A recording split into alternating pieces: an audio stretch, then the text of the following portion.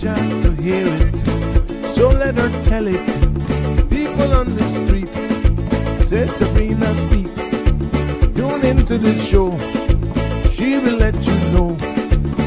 Tell all your friends and family.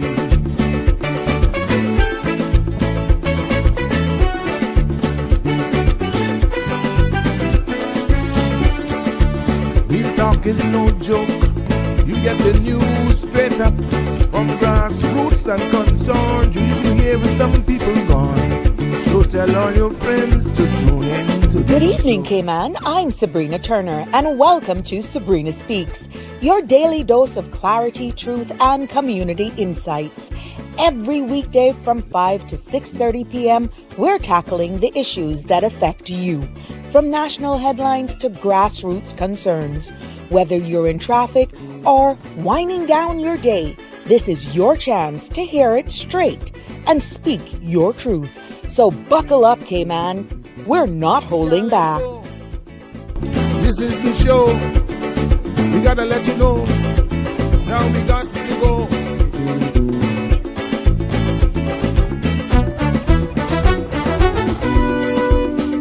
And now here's Sabrina.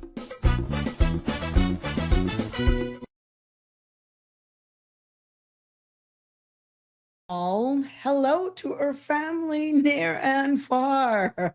I'm getting into this rhyming thing. It just comes naturally. OMG. Well, it's good to be back with you on this Hump Day Wednesday. And welcome to everyone to another episode of Sabrina Speaks, Voices of the Islands, Conversations for the World, and the podcast where voices rise. Yes, they're rising for sure. Stories unfold and inspiration takes center stage. I'm your host, Sabrina, and it's a pleasure to be back with you this evening. And, yesterday we opened a conversation for those of you who want to know, well, what the heck is she talking about today? I just uploaded those links for everyone who is joining us. Yes, we're on time this evening. Because we got to continue what we started yesterday. Because we opened a conversation under the title Young, Qualified, and Outnumbered. And let me tell you something. I know it opened a lot of eyes based on the number of calls that I got. I got calls up to pretty late in the night, and including this morning, earlier this afternoon, a number of messages as well. I know the conversation struck a nerve, but not in a negative way, not in an angry way. It's reality. It was more appreciation and gratitude, I must say, from those who were willing to reach out to me. And I want to thank everyone for reaching out. Obviously, the messages were received, and here we are. We were not able to conclude yesterday's or to finish the conversation yesterday. But for those of you who may have missed it, I shared the link later on into the night, along with the actual report that I was talking to for context on the Sabrina Turner's community activist Facebook page. Both links were there from the episode and the actual CBS News report. So they're both there so that you can see for yourself. And for those of you who are trying to play catch up, we talked about young people, education, ambitions, that they are capable, they're ambitious and they're capable, yet facing, difficulties and challenges in the job market and economy that feels that it's really stacked against them. And we talked about being outnumbered right here in our own country. And it's a similar feeling that is not only being felt locally, but regionally and around the world. And we talked about the pressure, the imbalances being felt, and the reality of how many Caymanians are living every single day. But today, we continue that conversation, but we're going to widen the lens just a little bit more, because this isn't just about our young people. It's about all Caymanians navigating Cayman that is changing faster than our systems, even our protections, it feels like, and our opportunities to keep up with. And that's why, today's continuation carries this new title that I've labeled it, Outnumbered at Home, the Caymanian Struggle in a Changing Cayman. And this is part 2 This is a part two because yesterday I would consider that laying the foundation. And today, like I said, we will go a little deeper. We'll pick up from a segment that talks about, the cost of living, the wage gap, the cultural pressures, and the emotional toll.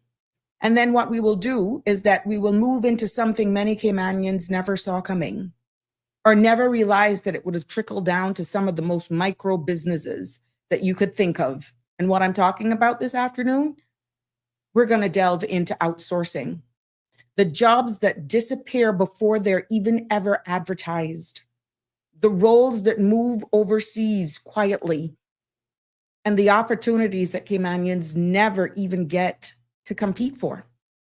So, you know what? Whether you're joining us for the first time or you're continuing on from yesterday, I encourage you to get comfortable, settle in, because this is a national conversation and this is a conversation that we will continue to expound on. Yes, but please do remember that the views expressed by callers, guests, and online commenters are their own and not those of Bridge Media Limited, its affiliates, the Sabrina Speaks Show, or the host. Now, this program is for general information only and not a substitute for legal, medical, or financial advice. Now, all participants are reminded to speak responsibly and respectfully. Any content that is defamatory, discriminatory, unlawful, or harmful is strictly prohibited and will not be endorsed or tolerated. By continuing to stream, or listen from whatever platform you're on, implies acceptance to this disclaimer. 345-936-8255 is the number to call in and join in on the live conversation. Feel free to WhatsApp me there as well. And make sure you like, follow, share this page with your friends and family so you're always notified. You never miss an episode of Sabrina Speaks as we continue to build our community one episode at a time. You know how we do it here? I see you, Connie Bonnie. Lovely, beautiful, beautiful. North Carolina love is in with us this evening. Welcome, welcome, welcome. Just do an early shout out to the three of you who commented first. And Miss Barbara G. Miss Barbara G is with us this evening as well. Normally, I like you all to build, and we got to acknowledge those who are early to class and early to comment. So we just want to let you know that I see you. I appreciate you guys. You have been my rock. You have been here from day one. And I appreciate it. I appreciate it very, very much. Let's get straight into what we do here best. We tackle the weather, then we go into the news, and then we have a little fun acknowledging all of you as you settle in here this evening. Let's see what our friends over there at the Cayman Islands National Weather Service has in store for us. And guess what, guys? I've noticed this evening our weather radar is back up. Yeah. Yes, it's back up. And I had to capture that for us because it's now operational. And so for all of you guys who are, into weather, and really there's one thing about the satellite imagery, but it's something unique about having our own radar images. Well, it's back up and it's running. I don't know from when, I don't know if I missed it, but I just saw it today because I've been giving you images for the satellite images. But yeah, changed it up a little bit when I saw it was operable. And here you are. This is the image from our weather station here in the Cayman Islands this evening. Let's get into the weather forecast for this evening and into tomorrow. The synopsis is calling for this moisture that is present in the mid and upper levels of our atmosphere will promote the presence of cloudy skies. Moderate southeasterly winds and seas are expected to continue across the Cayman area for the next couple of days. Now, satellite imagery shows numerous multi-layered clouds across the Northwest Caribbean drifting west. And with that, we see where the forecast for tonight is calling for partly cloudy to cloudy skies with a 20% chance of isolated showers. Now, temperatures will fall to the mid to upper 70s, and winds will be southeast at 10 to 15 knots. Seas will be moderate with wave heights of 3 to 5 feet. The forecast for tomorrow is calling for partly cloudy skies with a 30% chance of isolated showers. Temperatures will rise to the upper 80 degrees Fahrenheit. Now, winds will be southeast 10 to 15 knots with higher gusts, and seas will be moderate with wave heights of 3 to 5 feet. There will be a high tide this evening at 6:47, a low tide at 12:50 a.m., and another high tide at 5:46 a.m. tomorrow morning. The sun will set, my friends, this evening at 7:02, and the sun will rise tomorrow at 5:48. The outlook is calling for similar weather that is expected through late Friday, with an increase in shower activity through Saturday evening. So for all of you who are planning your weekend, there you have it. It's a long weekend here in the beautiful Cayman Islands. And for all of you that are going out for the celebration of the King's birthday parade, you know how that go. And we are going to make sure that you get there on time, because they're asking people to be seated by 7:30. Yeah, so it's an early day. And just make sure you're going to go out and you're going to support our 2 recipients this year. You get there early. And whatever it is you plan for, we just love those long weekends, don't we? Let's turn our attention to what news is making Sabrina Speaks this Wednesday afternoon, starting with local news. The National Workforce Development Committee has launched a new Caymanian employment survey, inviting employers across all sectors to share their experiences in hiring and developing Caymanian talent. Now, the survey aims to identifying barriers to recruitment, internship, and apprenticeship opportunities, and ways to strengthen entry-level pathways.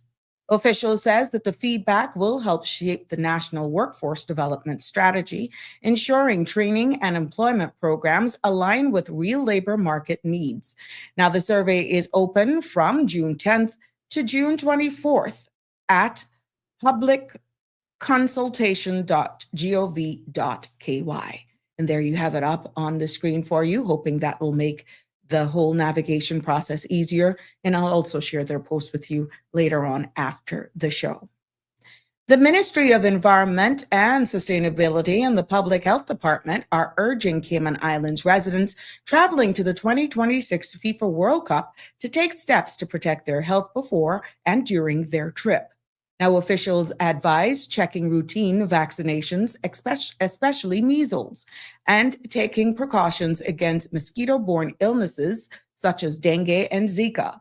Travelers are also reminded to reduce risk at mass gatherings, practice safe sex to prevent infections, include Mpox, and monitor for symptoms after returning home.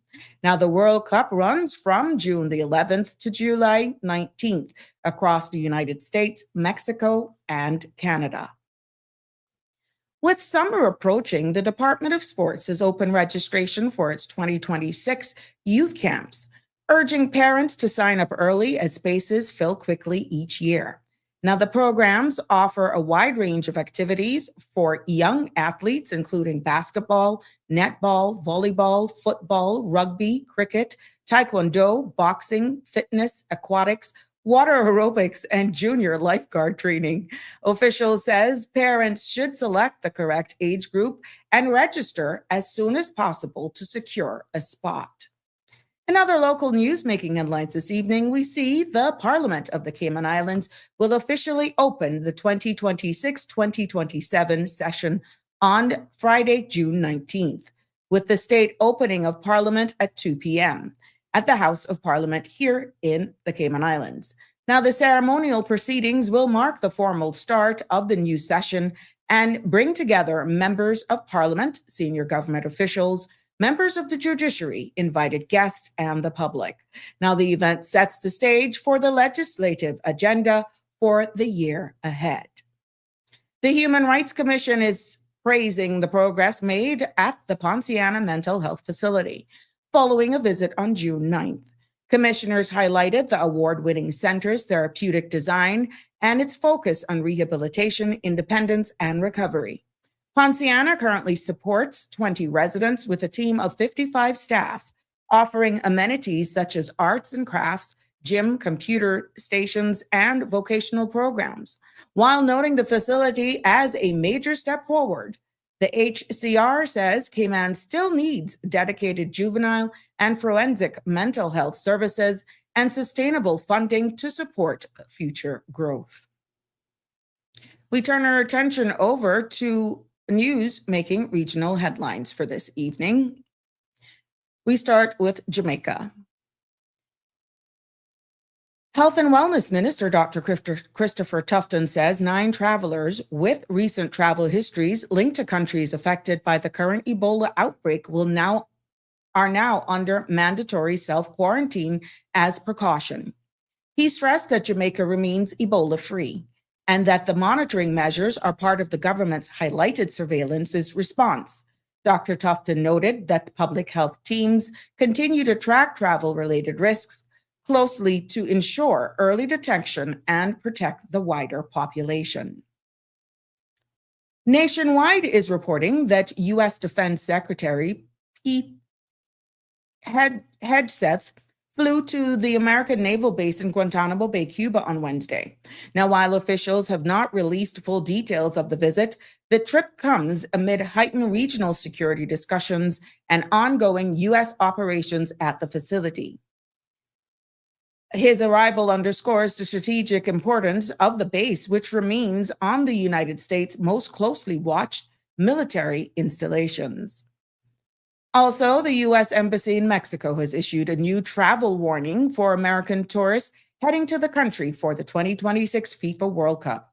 According to reports from CBS News, officials are urging visitors to exercise increased caution, noting ongoing security concerns in several regions and advising travelers to stay aware of their surroundings, use reputable transportation, and follow local guidance. Now, the embassy says fans should plan, monitor official alerts, and prioritize personal safety throughout the tournament. Jamaica Ministry of Labor and Social Security says more than $10 billion has now been spent on hurricane relief and recovery efforts. Minister Pernell Charles Jr. reported that the bulk of the funding, $9.5 billion, supported the BOOST program, food distribution, post-hurricane operations, and logistics for field assessments. He added that an additional $152 million was provided through UNICEF to assist PATH households and persons with disabilities. Now, the update was delivered during today's post-cabinet press briefing. Barbados is moving to fast-track gun-related cases with the introduction of a dedicated gun court, Prime Minister Mia Mottley has announced. She says the new system will enforce a zero-tolerance approach to firearm offenses, with legislation being finalized to ensure cases are heard and resolved within the coming weeks. The Prime Minister stressed that the shift and decisive action is essential as authorities work to curb gun violence and strengthen public safety across the country. One second for me as we continue this international section, because this story is quite interesting and I'm quite sure that it will actually catch the attentions of everyone here at home, because what I'm talking about is Honda. Yes. Honda has issued a major recall for several old Pilot, Ridgeline, and Odyssey models built between 2016 and 2019. Now, after regulators confirmed a crankshaft defect that can cause engines to stall while driving, a broader federal investigation also reviewing newer models up to 2025, which could mean more vehicles are added. Now, Honda says inspections and repairs will be provided free of charge and owners will be notified directly. As we continue with regional and international news here this evening, we see where Princess Anne will undertake a 2-nation tour of Asia next month as part of her royal engagements. Accompanied by her husband, Vice Admiral Sir Tim Lawrence, the Princess Royal will visit the Republic of Korea from July 13th to 15th before traveling to Thailand from July 16th to 17th. Now, the trip forms part of the royal family's ongoing program of international outreach, with further details of engagements expected closer to the visit. We see over in the U.S. where U.S. inflation surged again in May, with consumer prices raising 4.2% year on year, the highest level at the highest level in more than 3 years and up to 3.8% in April. Government data show the spike was driven largely by soaring energy costs as the Iran war continues to disrupt global oil supplies. Now, gasoline prices alone jumped more than 40% compared to last year, pushing overall living costs higher for households nationwide. Core inflation held at 2.9%, but analysts warn that elevated fuel prices are keeping pressure on the economy. Now, the conviction of 19-year-old Camarlo Anthony for the fatal stabbing of Francisco student Austin Metcalf has been a growing racial flashpoint in Texas. A Collin County jury found Anthony guilty of murder this week for a 2025 track meet stabbing, a case that drew and is drawing national attention as prosecutors rejected claim of self-defense. Anthony was later sentenced to 35 years in prison, prompting emotional reactions from both families and renewed debate online over race, school safety, and the justice system overall.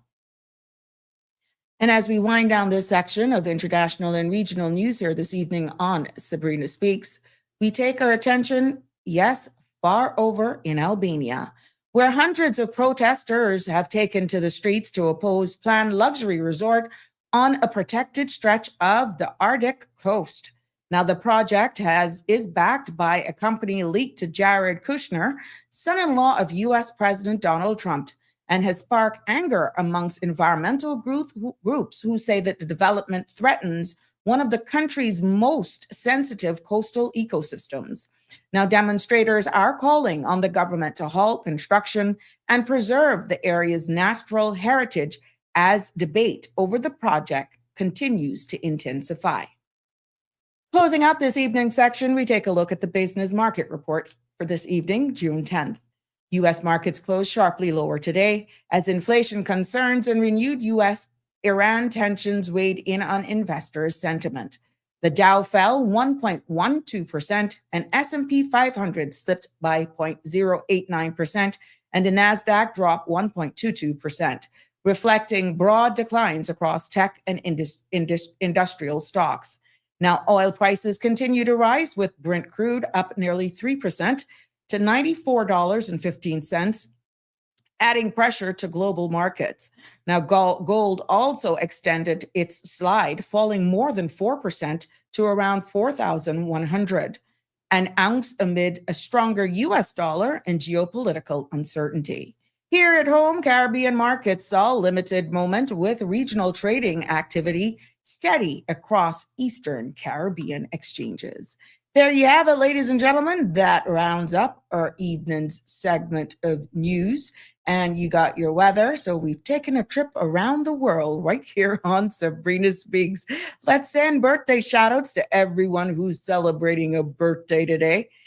From all of us here on the Sabrina Speaks platform, we celebrate along with you and wishing you many, many more. Yes, to all of you who may be celebrating a wedding anniversary as well.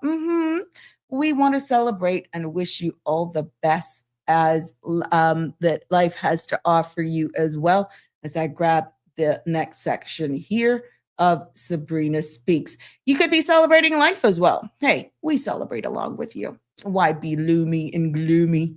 Just give thanks. And that's what it's all about. Now, we understand that there are those amongst us and from wherever you're streaming us from, that you could be mourning the loss of a loved one. We want to let you know that we are here for you and we are keeping you in our thoughts and prayers as you navigate this difficult time. I was shocked now that I am here to hear of a dear friend, Owen. I got shared that news this morning, a very close friend and a former neighbor of mine who passed away on June 2nd.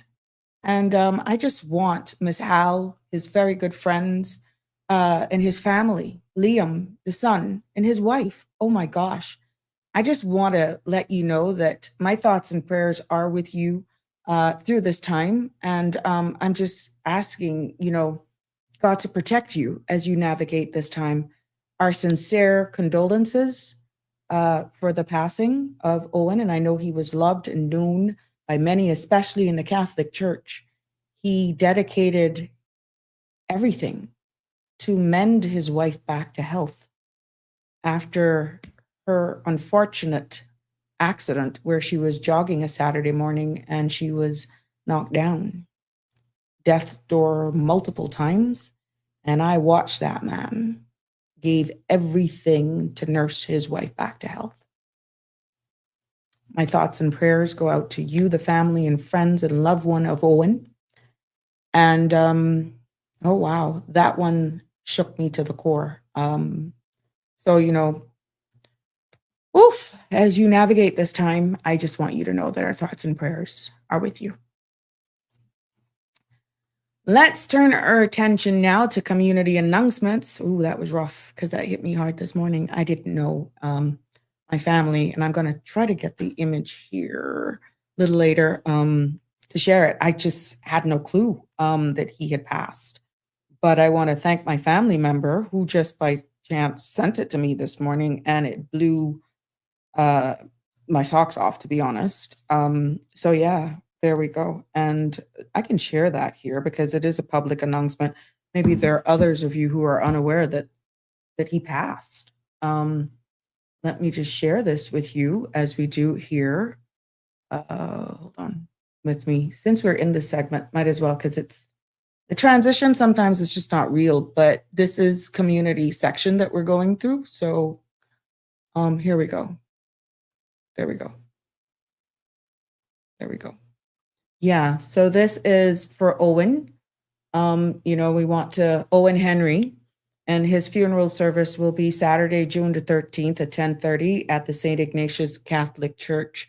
Yeah, he passed away on June 2nd after a period of ill health, and he was surrounded at his time by his loved ones. So I just want to, again, to his entire family, to the entire music, the National Choir Orchestra, they were just really, really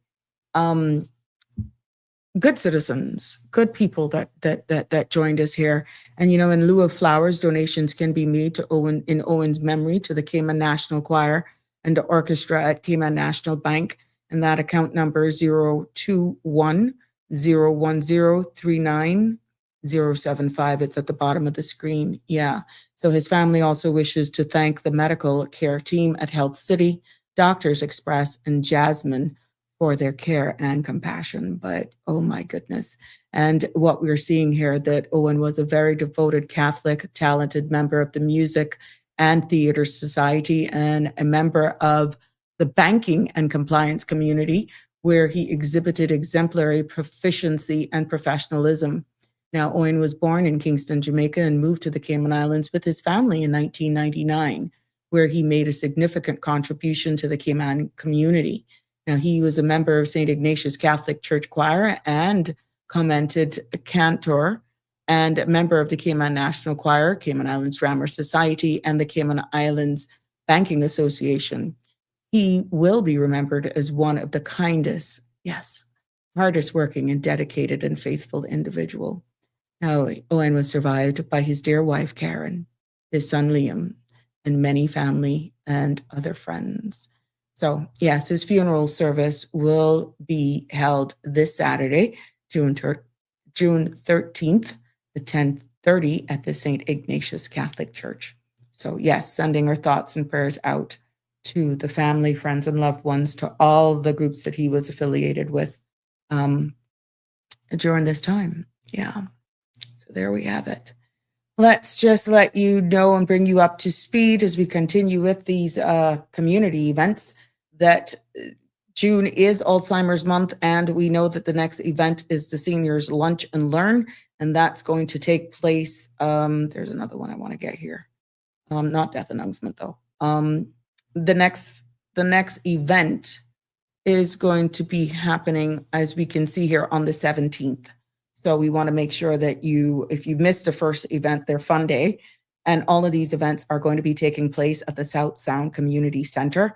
So the next one is Wednesday, June 17th for the Seniors Lunch and Learn. And then after that, it's June 25th for the Music for the Brain. That's also at the South Sound Community Center from 10 until 1. And then Tuesday, the 30th of June, all about Alzheimer's awareness. And that's going to be at the Georgetown Constitutional Hall in Georgetown. That's from 7 p.m. in the evening. So there you go. As we continue to put the spotlight and awareness on this, we see where we also have the Prospect Primary School PTAs presenting Donuts with Dad.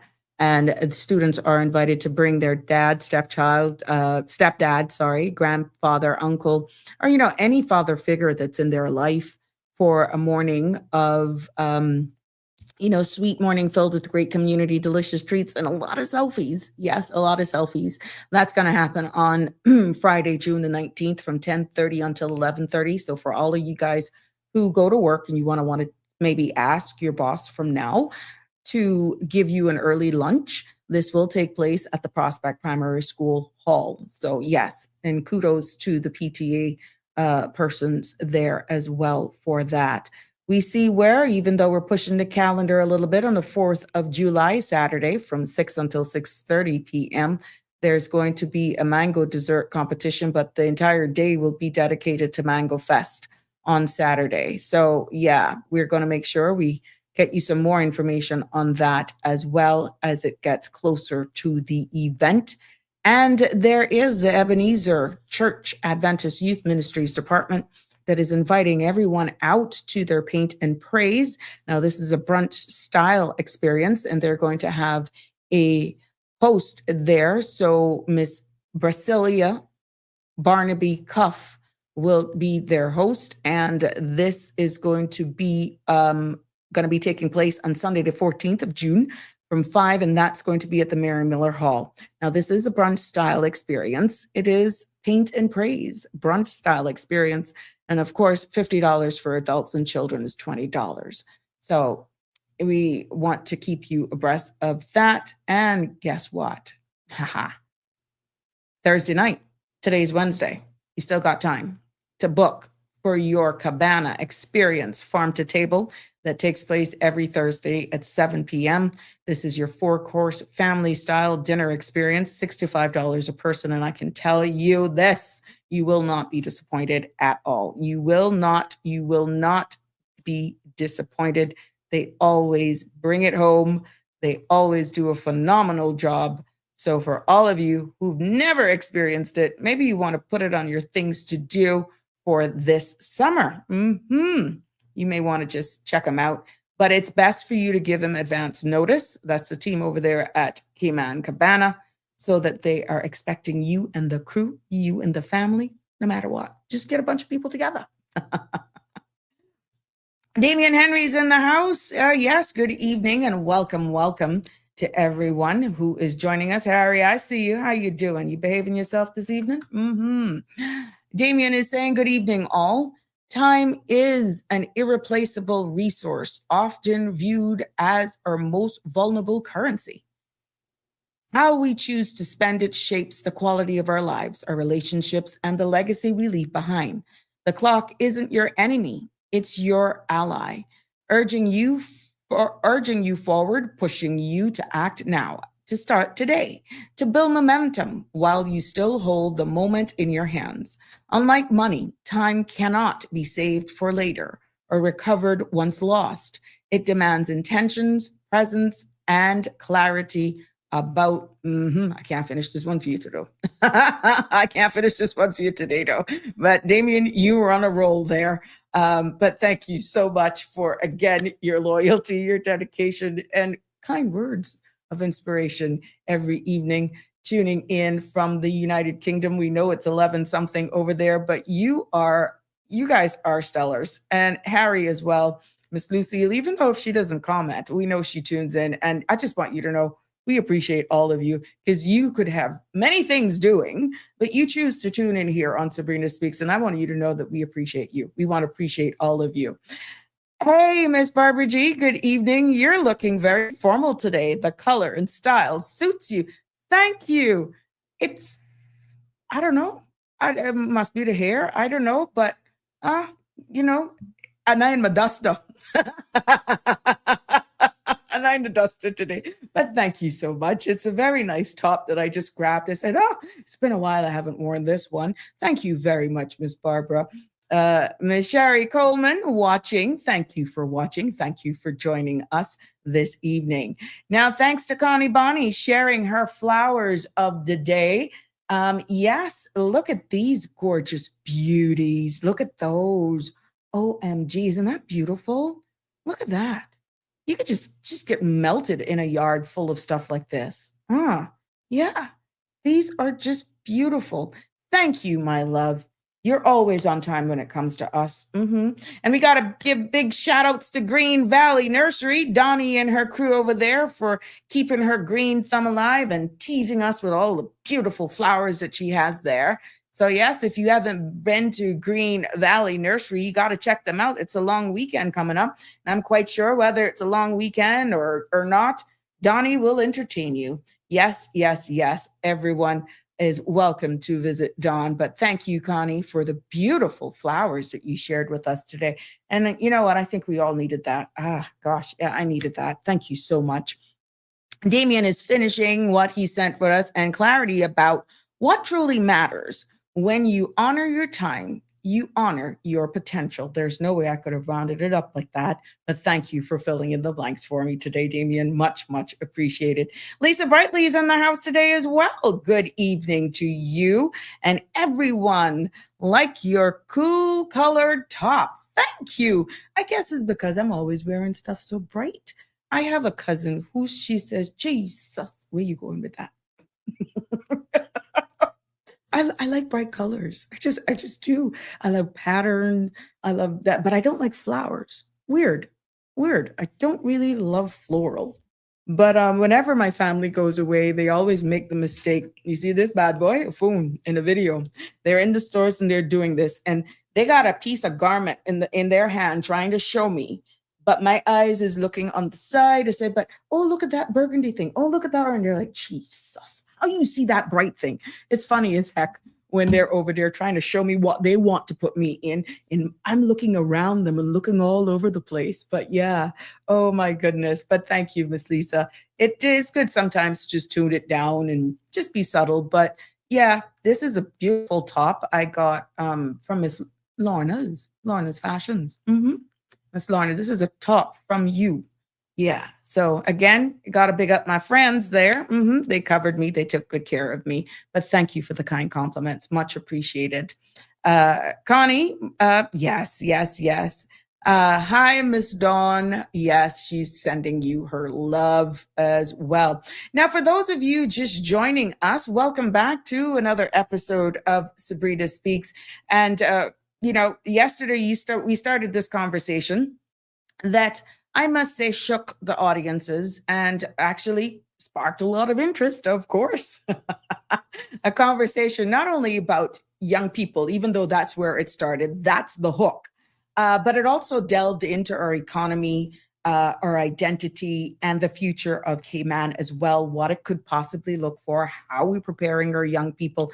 And I, again, would like to just thank every single person, every single one of you who tuned in and who messaged as well, who called and who shared your own stories and experiences. And I understand why you can't take it publicly, because we do understand the landscape here. So trust me, I'm just really happy that you trust me in sharing the realities of what you're facing. Many of you are working in the industry. A lot of you are Caymanians yourself. A lot of you are business owners as well, or working for an organization. And you're just like, yeah, thank you for having the real conversation. It's not that we're anti our own, but this is what we're facing.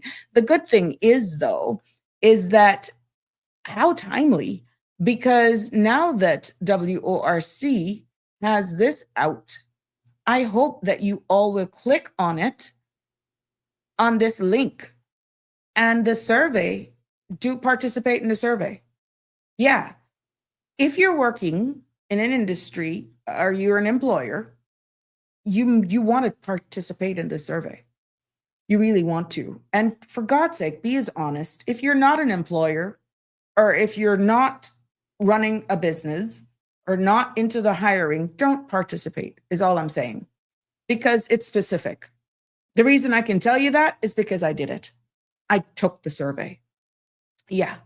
And I wanted to see exactly how long it was. Clickety split.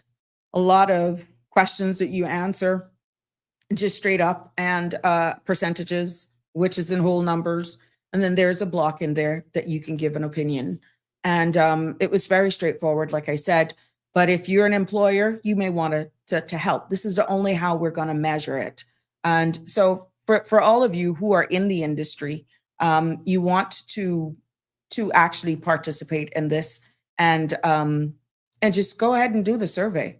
Like I said, at the end of the show, I will share the link of today's broadcast and that link so that you can participate in the survey and give your feedback. HR persons, small, micro, medium-sized businesses, just be open, honest, and answer it. Again, it's your choice. It's not long. I was expecting it to be longer, to be honest, but it is not long at all. So because of what we began yesterday, wasn't just a podcast. It was what I'm seeing now and feeling is a national awakening. And today I want to continue, and we'll pick up where we left off. But what was ironic, after the show, the US is an hour ahead of us. And I have this thing of constantly into news.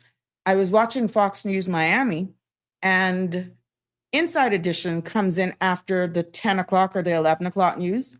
And guess what? One of the stories were on Inside Edition yesterday evening. You can go back if you got TV on demand, and you can pull up Inside Edition. I don't know how it works. One of their stories in Inside Edition last night was the shortages in summer employment that is being felt across the United States this year. And you have students who are saying, there was one young lady who was interviewed, and she said she applied for at least 30 jobs, summer jobs, and she has yet to hear anything back. And all I could do was look at Eric. I'm like, what? OMG, this is a part of my show that I just logged off and that I'm continuing tomorrow. And, she said that it looks as though if you don't, some part about AI came up about it, not much, but more so if her parents didn't have a friend who do a program with swimming, like a YMCA program, she would probably still be waiting on somebody to even acknowledge her resume, her job applications. And she was grateful that she landed a job, even though she went through the normal channels.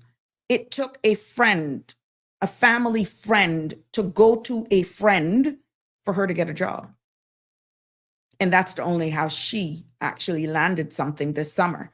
But they did acknowledge that based on the cost of doing business, inflation, which we see made the news today, businesses are actually cutting back. And this summer, it's not looking up too good in the US for summer employment. So because of all of the pressures that they're seeing, cost of operations, that they're less inclined right now of hiring this summer. So there we go. I'm telling you, it is a topic that is happening. I'm just so happy that I started this conversation, because then it brought other conversations up. And like I said, your feedback means the world to me. And after, we present the station, the topics here, you come back and it tells me, one, that I'm hitting home, that it's relevant, and that you appreciate what I'm doing. That's what it tells me. I'm just going to get some images up here as we continue with today's discussion. But yeah, so let me tell you, I don't want anybody to feel as though we are in isolation by any means, because we're not. This is something that is happening internationally. And the big United States of America is even cutting back on summer jobs, not by any means to say that internship opportunities are not available here. You understand what I'm saying? But what I'm saying is this is happening internationally as well. So if you're joining me for the first time today, welcome. And if you're here with us, just buckle up, because today we're going to go just a bit deeper Denver, how are you, my dear? And talk about the emotional, financial, and even the cultural pressures that Caymanians are living under. And by extension, this is far reaching because it's even speaking loudly to our brothers and sisters in the region. So we'll talk about the squeeze as well. And more importantly, what we can do about it. So let me take this quick call before going into today's discussion. Good evening, caller. You're live on Sabrina Speaks. Hello. Hello. You're live. Yep. Good afternoon, baby. Good I afternoon. say, yeah, what you were just saying is the truth, because from last year, and I mean we in a different year now from last year when I was in the States, they were cutting down on staff on jobs and things, because where my daughter worked, they let her go a whole load, saying that they were downsizing. But I was she praying, she said, gee, mommy, things are stressful because I could wake up today after all these years and have a job. Plus she have a part-time job too on Saturdays, because she work her regular job Monday to Friday, and she have a part-time job. And they had start cutting down hours. They cut her hours so bad because they're saying about, do things that not are busy and whatever, because apparently things are bad, whatever. So what you saying is true. It's not only him. Out there in good condition, plenty of people, because I know one other friend were looking job and they said they put in about 50 applications and then we bring that one answer. So that's true. It not only here, and that was from, I tell you, that was from last year. I remember I went from November till March this year. And from then that, and I'm sure that, and she said that they were gonna be letting go more, because they had let her go maybe about, and that's why she so stressed out now, because they let her, I think it was like 8 from her job, and then they assign parts to them people, because they does, clients and stuff. And first she only went to, she only had about 5 people, and now I think she got like 14 clients. So they and they're not getting no increase on pay, but they just split them up, with different ones, and let her go plan one, because she was upset with one good friend that she had. But she said luckily he said he wasn't worried, because his wife got a good job and he's smart and very qualified, so maybe he would get something else. And they had lose everything in a hurricane, but apparently he don't get a job. But it not only him, it bad everywhere, and it can get worse. Yeah. And I want to just ask you one little question: is Mr. Jim okay, my friend, Mr. Jim? Because then I hear, I know he don't call in. He I think he commented on Miss Andrew's show. So, but yeah, correct. But I was listening to him, but that was saying, and I hear nothing, and I see him commenting nothing on you or on her. So I was just wondering if he was okay. Yeah, I'm going to drop him a line and just to do a welfare check. But yeah, I will. Yeah, well, tell him God bless him, and I hope he's doing okay. Because I would say, like I say, he don't call much, but he correct. Always, he's always commenting. Yes, I know he's been busy. busy. He's been working on a little project, but yeah. So I know he's been very busy. I haven't seen anything for a while. I won't see. Okay, that's good. Okay, Jimbo, my Jimbo. He's still my Jimbo. Yeah, I'm not too good because my husband, I don't know, he getting. Yesterday we went, and I don't know, he looked like he getting tired now. Sabrina looked like he giving up. Oh my God, I don't even want to talk about this. And I gotta go do a scan tomorrow and thing, but he refusing to eat, and he lose 4 pounds, which not good since the last time. He lose 4 pounds in 3 weeks, because he was gaining, and now yesterday when they weighed him, he lose 4 pounds. So that's not too good. I don't know. I don't know what to say. I'm so stuck. I don't know what to do, but all I can do is pray. Yeah. But he look like he getting tired, like he don't want to fight no more. So I don't know. Oh no. Well, we'll definitely keep you again very dear to us in our thoughts and prayers. As I know this can't be easy for you. There's no way it can't be. No. But I pray in the morning, and I just ask God to it's whatever it is. But I don't know, Sabrina. Yeah. It's very hard. Yeah. It's very hard. Oh Lord. I don't wish it on nobody. This is very hard. Yeah. Well, we'll keep you in our thoughts and prayers, Michelle. But just be strong. And there's a family here. A virtual family. Yeah. We may not be in your face, but we're here. Yeah, okay, thanks. All right, take care. Okay, bye. Thank you for your contribution. Denver is joining me this evening. I was looking for one more thing, but that's okay. It is not going to make or break the show. Denver, yes, part of your show last evening, many will find themselves in this situation. If you don't know AI or know someone, you are royally on a highway on your own. Miss Lucille, good evening. Welcome to the show. Staying up late with us this evening from the United Kingdom. Sabrina, I'm here. I am going nowhere, leaving you all, only praying to see the Cayman Islands bring back some of the 70s and some of the good people to come back, whether from Dixie or Prospect. My brain cannot cope. My love blessings always say stave. Oh my goodness. Miss Lucille, sending you lots of love. And again, thank you for letting us know. I know that.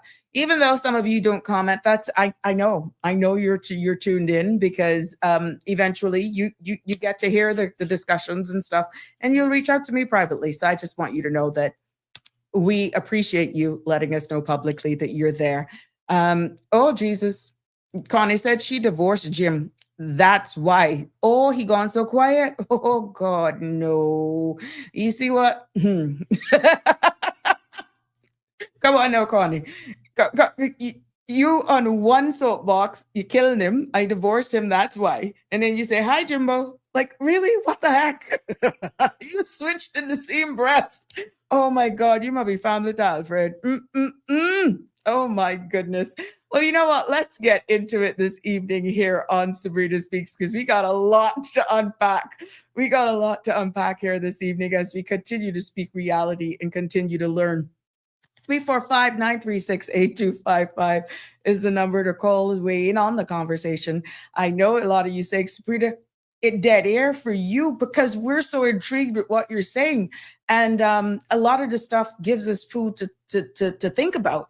And what's interesting is that how much of you say you go back afterwards, because with me breaking sometimes and going to the comments and stuff, which is good, you say, I got to really hear what she said. So that's interesting that a lot of you actually replay and go back because it is so profound what I'm sharing. And again, I thank you. I thank you for your feedback. Even those that I can perfect, tell me. I appreciate it. It only makes me better.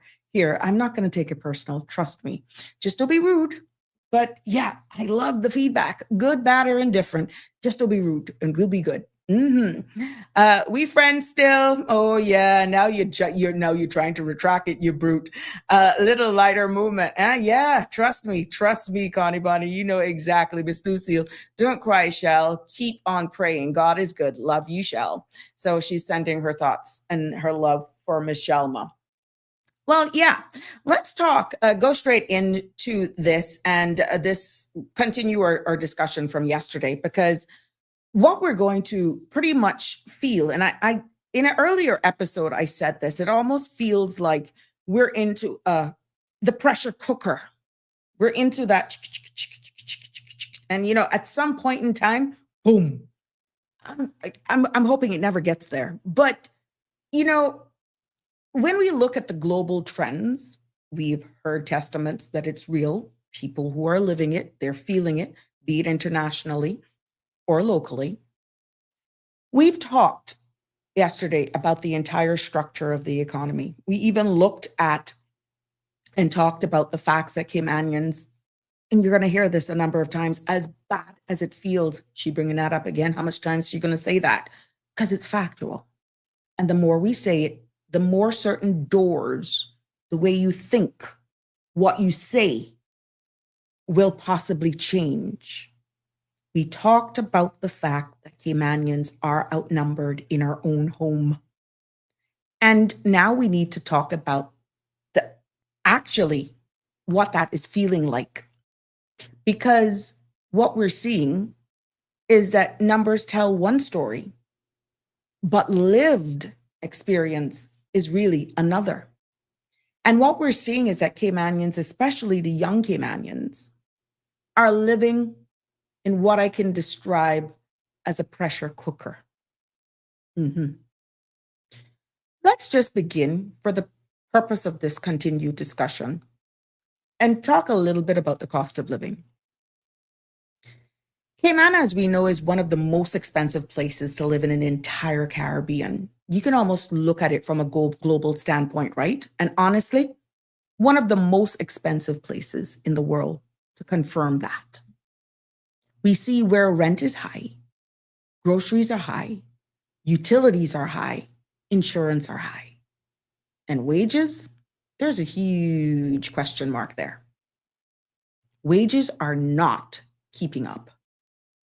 So what we're seeing is that young Caymanians come home from university, they're excited, hopeful, ready to start their life. And then they realize they can't even afford to move out. They can't afford a one-bedroom apartment. And some of them are even struggling, unless they're fortunate and their parents buy them a car. They can't afford to save. And what we're seeing is that before we even talk about buying land or even owning a home, what we see here is pretty much the average studio apartment, minimum, then you got the average and maximum. And these numbers are just averages, guys. It could be more, way more than that, right? We're seeing where the average monthly one-bedroom apartment, we wish, is now almost starting at what the max is. But you can get some, it all depends on where. Average 650 or, and then you got the monthly rent of a two-bedroom apartment. It can go as much as 2,000. And then the studio apartments, this is pretty much on a year. This is the realities of numbers that what we're seeing here, right? Then you look at, I duplicated that. That's what happened. That's why I can't find that one. Yeah. And then you look at the realities of all of this. This is not a joke. This is a true reality. This is the true reality of what we're facing here at home. And it is not easy for anyone just starting out to meet some place to say, okay, let me get out on my own. No, it's not easy.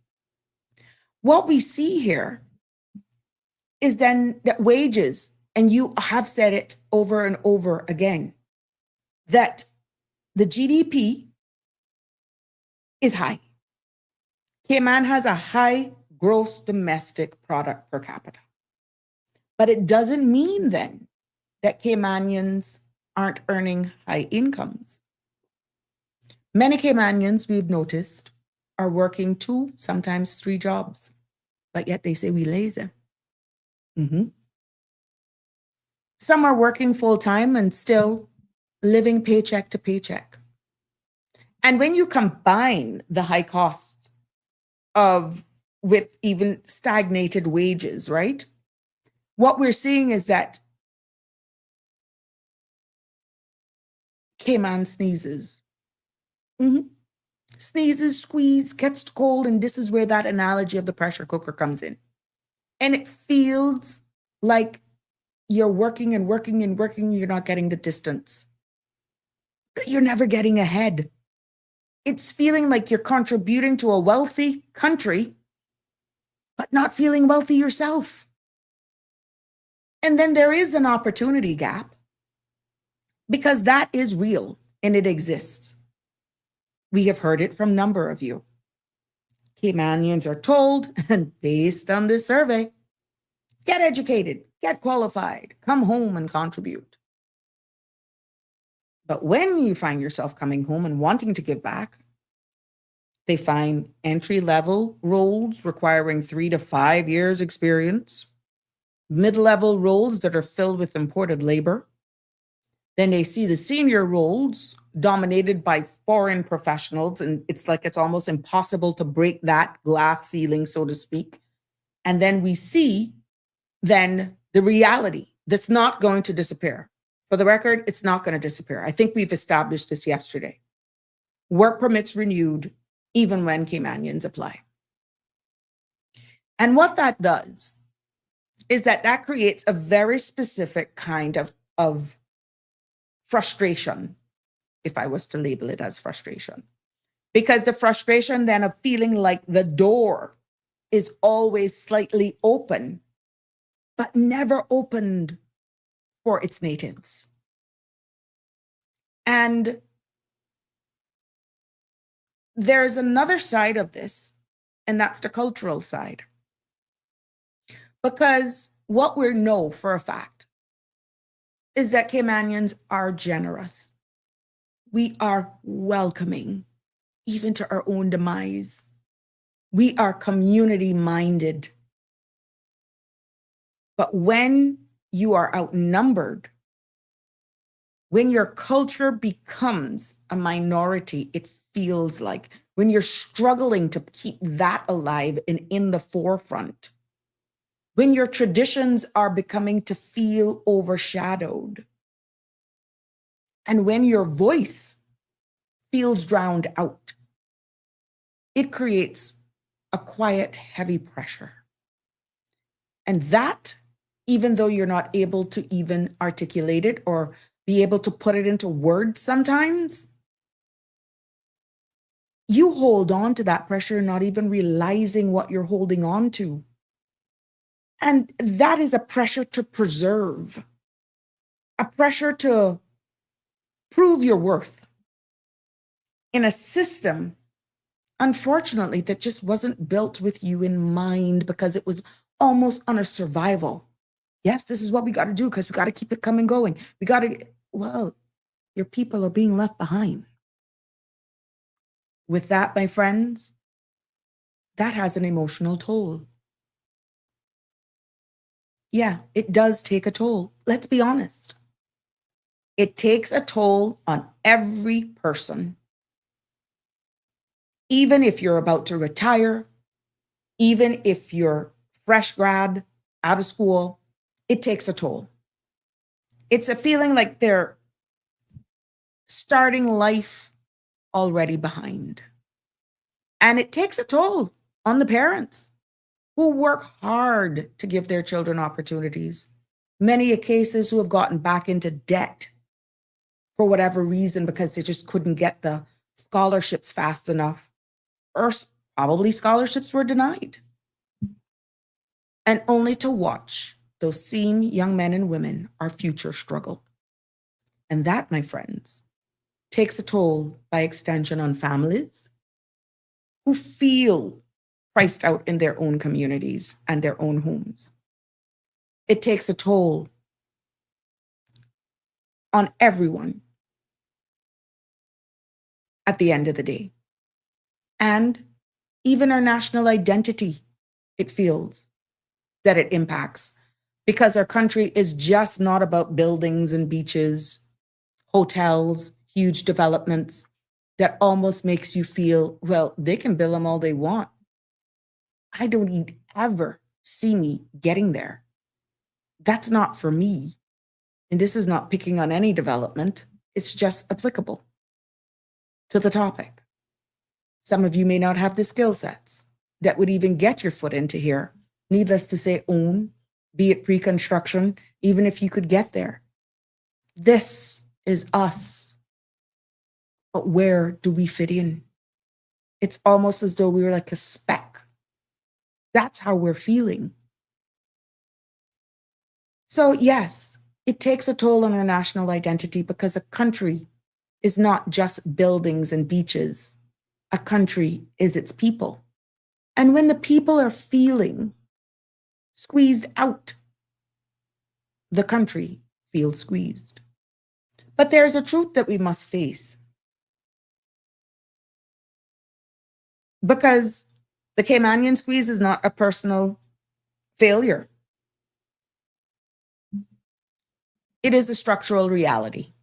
And I kind of dabbled into that yesterday, because it is as the result of us being a service-based economy, a high cost of living, a dependence on imported labor, a demographic imbalance, and globalized job market.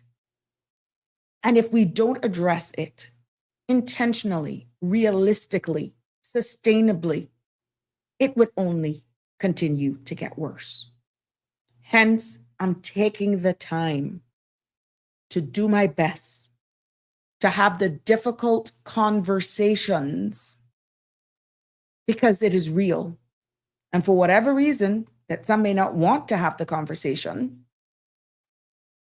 I think having it and opening the door for other things to come in is the first start.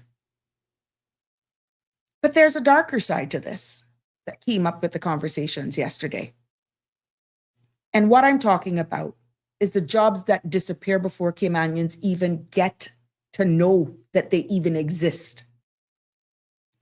And before we go into that other segment, because this definitely segues into it, I want to talk about the rise of outsourcing Caymanian jobs being done in other countries quietly, efficiently, and in some cases, permanently. But before we delve into that, just let me acknowledge these comments here. Denver is saying they pay rent by the bed these days upon $750 a bed and everything shared, kitchen, bedroom, and literally one small living room if lucky. You see what I'm telling you? Andrew's saying, hi, good evening. It's good for you to be here with us. Always happy to see you commenting. Denver also says, and that is a bed or a bunk. Only one can sleep in. Okay. I know of 3-bedroom houses with up to 20 living in them. Lisa is weighing in this evening. Good evening to you. We as Caymanians feel like we are in a vacuum, our children leaving to go elsewhere in order to survive. Lisa, it's not only the children, my love. I have grown persons who are having real conversations and exploring other jurisdictions as well that they can possibly retire in. So there is a lot of fact to what you're saying, but that is extended to even retired persons. Dean is weighing in this evening. Good evening, Dean. So the island will stay in this situation perpetually for the good or bad because we can't come up with a solution to free ourselves. BS. All BS. Down with the status quo. When they find the balance, Dean, yeah. Down, at the end of the day. Damian Henry is weighing in, even though it isn't an easy fix, what is the suggested response from this imminent crisis? There are some suggestions, but at the end of the day, global things will continue to happen. Geopolitical pressures, natural disasters, climate change, a lot of things will happen. And then you have diverging priorities of elected officials. So what is a priority now may not be a priority for the next cycle. We don't know. There are a lot of factors that will determine how we actually bring some solutions, okay? But we're highlighting some of the issues that is real and making sure that you're able to identify that it's not always the time that you're singled out, that you're not wanted. It is just the unfortunate environment and the economy that we have built here. I'm curious, does Cayman have any laws around Cayman biased jobs being filled by qualified Caymanian citizens first? We have a lot of laws under the labor laws and under immigration laws where it does give a national framework that prioritize Caymanians and residents alike, the residents who are persons with permanent residence married to Caymanians, first preference over someone who is imported, okay? When an employer or a person is employing a foreign national, there are laws that they should exhaust, making sure that they can find a local, a Caymanian or a resident who could fill the position before actually having to import labor. So the answer to that question is yes, but not all of the time, based on justification from employers or organizations that can demonstrate that there is adequately and in large supply thereof of persons who are local, resident, and Caymanians that are capable or able to fill the job. And the purpose of the discussion, which is a continuation from yesterday, is because we can see where globally the shift is changing where the appetite for entry-level positions are shrinking. The introduction of automation is actually holding persons back. And another thing that is actually limiting the employment of people because of the cost of doing operations nowadays, and some organizations are finding it even more attractive, is exactly what we're about to step into right now, and that's outsourcing. So yes, user WY5, whatever that long name is. Denver, we should close the doors for about 6 to 8 years. More is not better. Miss Dorothy, good evening. So good to have you join us this afternoon. And Denver is saying, I'd rather go back 15 years than continue as we are headed right now. Nationally, if that is the talk, well then look, remaining in your silos will not help this problem. That's why I'm opening the door and starting the conversation. So let's get into the outsourcing bit. And being very brutally honest here with you, businesses right here in the Cayman Islands are feeling the pressure just like everybody else everywhere in the world. High rent, high utilities, high cost of doing business straight up.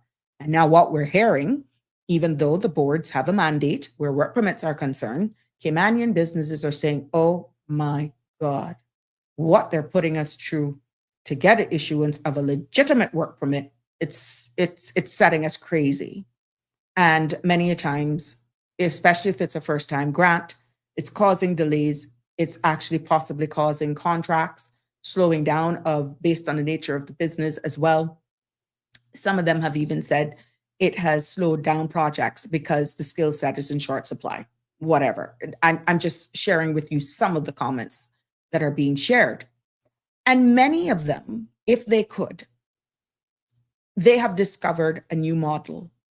And that new model is outsourcing parts of their operations overseas. And they're doing that because it means lower overhead for them, no pension, no health insurance, no local labor laws, no work permit fees, because they're like, I'm giving this up. They don't want to give me the work permit, but you know what? Let me just try to source this. I have a friend who had a business who, for example, outsourced this part of their business for it. And, you know, I just can't fight the system anymore. Okay. So I'm going to outsource it. And what they're finding is that they don't need, in some cases, this huge office space anymore either. And often, many a times, they're getting faster turnaround. They're getting precision. They're getting less drama. They're getting a higher level of work that makes their business function so much better. From a business perspective, it makes perfect sense. But from a Caymanian perspective, the job seeker, it means fewer opportunities. Because what that is doing is that the job that you're hoping to apply for never really is going to exist. Oh gosh, that's too long, my friend. 345-936-8255. So what is happening is that we're seeing that being given or done to another country. And let's be clear, this isn't just one industry that I'm talking about here. We're seeing Caymanian businesses that are outsourcing accounting, compliance, some customer service, IT support, graphic design. You hear me? Data entry, administrative work, marketing, and on a very small scale, HR processing. And these are jobs Caymanians can do. These are jobs that Caymanians would want to do. But these jobs are being done in places, for example, India, the Philippines, Latin America, Eastern Europe, because it's more economical. but there has an impact. There's a huge impact. So what does that mean? That means the job market is shrinking from both sides. On one side, work permits fill local roles. And on the other side, outsourcing removes roles entirely. And you're still getting the work done. And many of you have said, weird, no one knows who's talking to me because I never, ever do that. Every one of you are saying the same thing. Sabrina, I could tell you the truth. I'm getting better, faster return and no errors, no mistakes. No, I'm sorry. Oh gosh, that one slipped me. Everyone that has spoken to me has used pretty much the same line. We're all human beings. We make mistakes. But what they're saying is, I'm outsourcing this. I don't have to deal with that with the staff on the inside. And I'm getting it back almost to perfection. Now, this doesn't say that crap can't happen. I'm just sharing with you experiences and keeping it focused on the outsourcing and why for some organizations it is very attractive based on the current landscape and environment that we're facing here. Because, like I said, there is two sides of this that has implications. And Caymanians, my friends, are stuck in the middle, competing for fewer opportunities because that desire still remains. But there is an invisible part of the entire story. And this is the part that really hurts the most. Because Caymanians don't even know that these jobs or whatever know that they even exist. They will never be posted on the WORC position registration site. No, because they're never advertised. You don't have to advertise it. They're never posted. They're never offered because they have just moved to a total new jurisdiction, quietly, efficiently, and in many cases, permanently. Andrew's weighing in this evening. We have to look at solutions now because more our population grows, demand for increased energy, food, and transportation gets more expensive. Energy cost is driving up expensive. Alternative energy needs to be put in place. Look at what's happening to Jamaica. Oh, God. Miss Dorothy is saying something has to change in the interest of Caymanians and those who call Cayman Islands their home. And this is why I'm saying this is a national conversation. We cannot blame this on just the elected arm. This is a national conversation. We just can't blame it on the Caymanians. We just can't blame it on the employer. This is national. This is collective. This is all of us. Because the reality is, this is a global trend. Yes, this is not just a Cayman issue, but the Caribbean, the Cayman Islands feel it harder because of what? Our sheer size. We are small. And when a company in a big country outsources 20 jobs, the impact is spread out. But when a company here outsources 20 jobs, there was one particular financial institution that, remember, they restructured one particular department, how much locals were displaced. It's been happening, but it's been happening silently. They absorb who they can absorb, and they offer beautiful, lavish packages. But technically, you're unemployed. And that's 20 Caymanians with a possibility who never got a chance when these positions then are outsourced. And when you combine outsourcing with even being outnumbered with the high cost of living, with the AI screening, and with the remote work competition, yes, our locals are squeezed in every direction. I'm just highlighting the realities of the environment that we are now forced to navigate. But the question we must ask, how do we protect? And I get you guys, you're asking, how do we protect our opportunities in a world where jobs can be done anywhere? I have heard Denver comment that there have been times where positions have been on rollover. Someone goes on rollover, bang, before you blink, the individual is right back. Has the rollover really created replacement for locals? Or even when it's a rollover and the person decides to leave, the organization just do not replace it. Has it afforded more locals with jobs? That's a true question. I can tell you with some conversations that I've had with business owners, no. No meaning when an individual went on a rollover in some organizations, a Caymanian did not fill that position. When the 1 year came back, guess who came back? Yeah. Hence, I say, if the position is not outsourced, it's frozen, which is a cultural problem. And are you going to get to the point where we're going to say you have to employ Dick, Sam, Dora, Mary, Jean? Are we going to get to that point? I have heard the frustration in employers' voices says, you're not going to tell me who to employ in my business.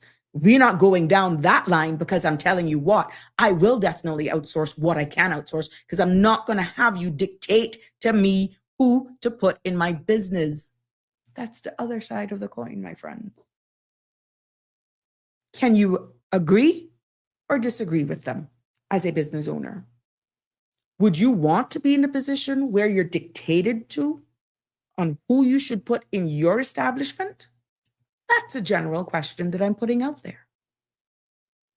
Keith Orrit is weighing in this evening. It's been a minute, Keith. How have you been doing?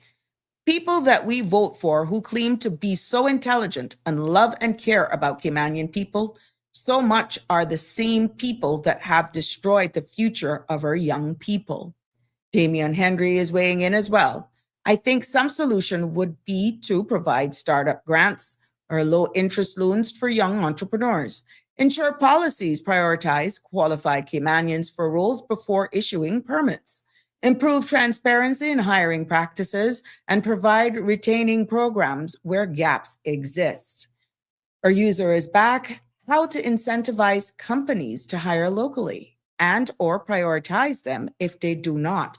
I think there was an accreditation system, which is a little off from what you're saying, user.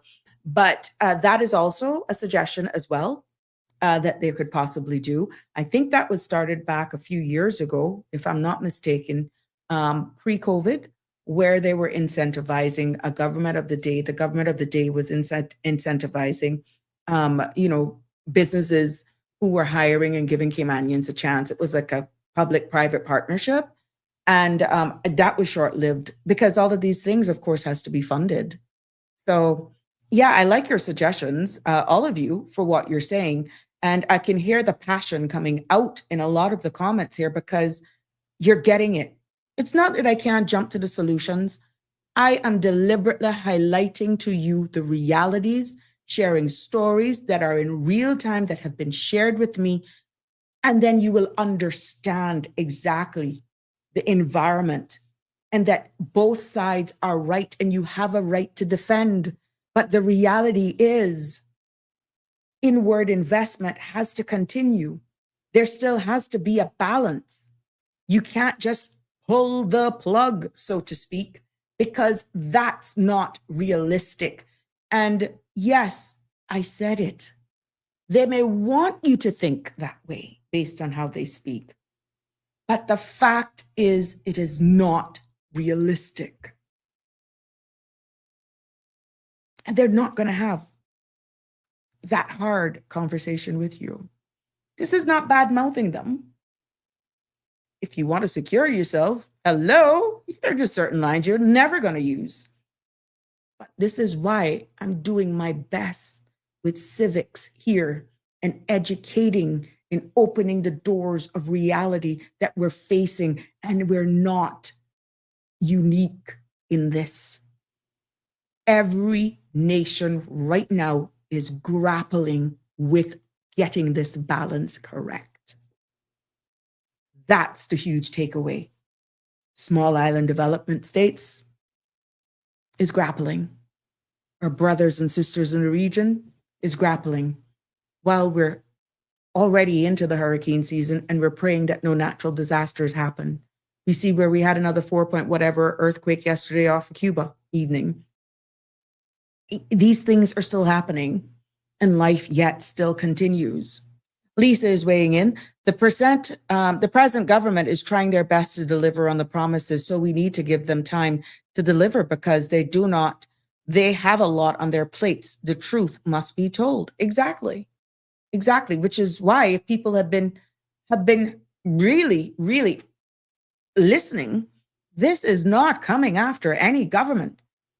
Lisa, and anybody else who thinks that, then you've missed the message of the discussion.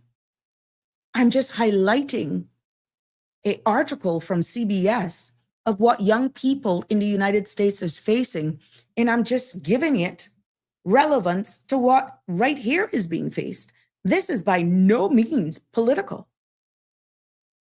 And the stories that are being shared with us are coming from real people, business operators, employers, and persons seeking employment alike.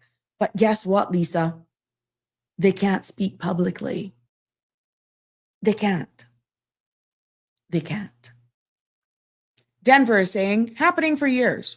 Rollovers come back to the same job. So how can any one company with 2 to 3 years over 2 to 3 rollovers yearly continue successfully? Big companies with 5 to 6 rollovers have no problem. Why? They already have replacements. Companies will advertise internationally for job positions and have an employee that can fill the position, but they take out a work permit for someone else. Make that make sense. Yes, and we've been hearing some of these. And remember, the only mandatory right now under the new guidelines for advertising for positions is that you must advertise in a local printed media. And that's subject to be amended, I'm understanding, because we're realizing that printed media is one thing, but we have digital media powerhouses as well. And you must register your position on the jobs portal. But there's nothing that's stopping any organization or individual from advertising in Mars, Timbuktu, on Instagram, on LinkedIn, on any other platform that can reach millions around the world. Do you understand what I just said? Which means, my Caymanians, you're competing globally. You're competing internationally because the only mandate is that you advertise on the WORC's portal in a local printed media. But there's nothing stopping anyone from advertising it even on Facebook, Instagram, LinkedIn, anywhere. There's nothing stopping you.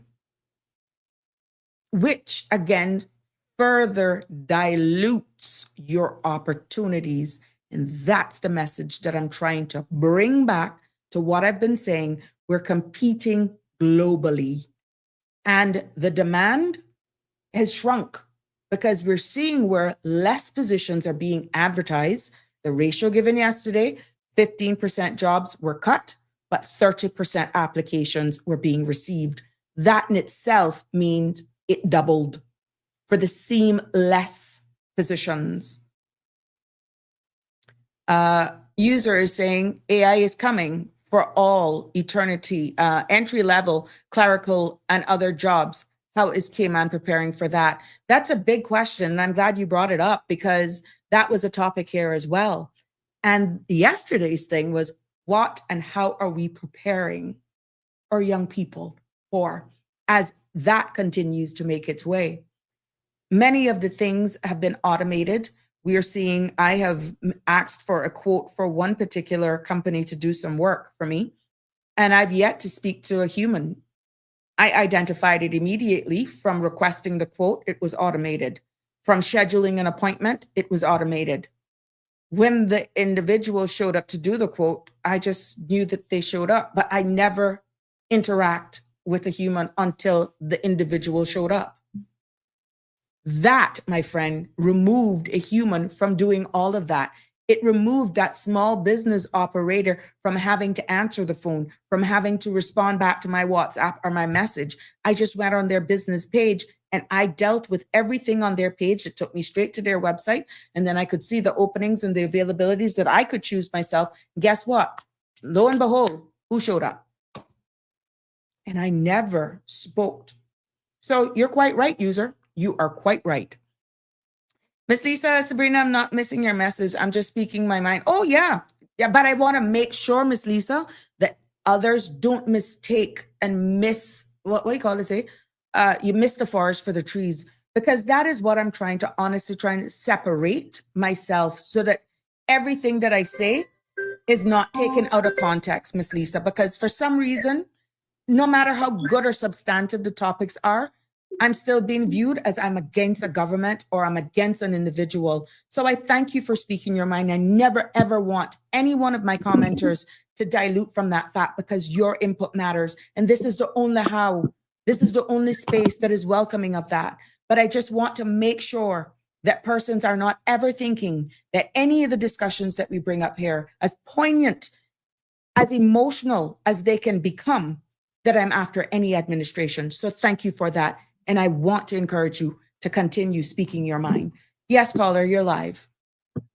I say, and one little more thing, I'll forget that say to you too, yeah.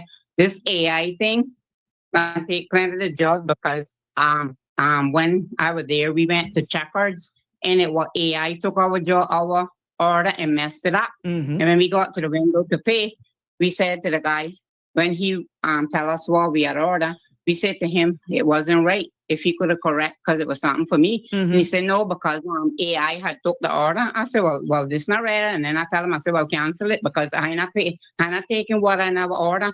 And then another thing, most of the supermarkets too, because in the plenty of the Walmarts we went, they putting in these self-checkout. Mm-hmm. The most I see in Anna, and we've been to Mabinela area, one that in Tampa area, all over different roads. And the most cashiers I see by the registers, is 2. All the rest is, because I tell you, we don't understand these old checkout. Good thing I got here, they wouldn't sell me nothing. Nearly everything is self-checkout.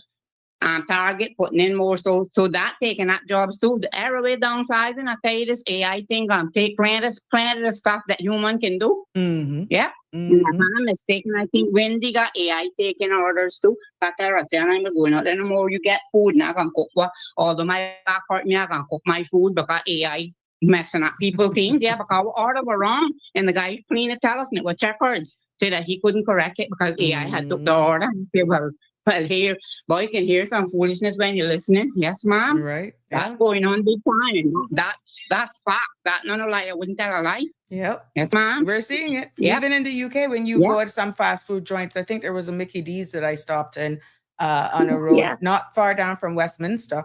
And you had to go to this big old board where you made your order. Yes, I ate junk food in the UK. And you just went and you paid, you used your phone or your card, whatever it was you had, and it spit out the receipt and you waited for your number to be called. You walked up to the window and you think, they weren't taking your order. You did it and you scrolled and you did what you had to do. Yeah.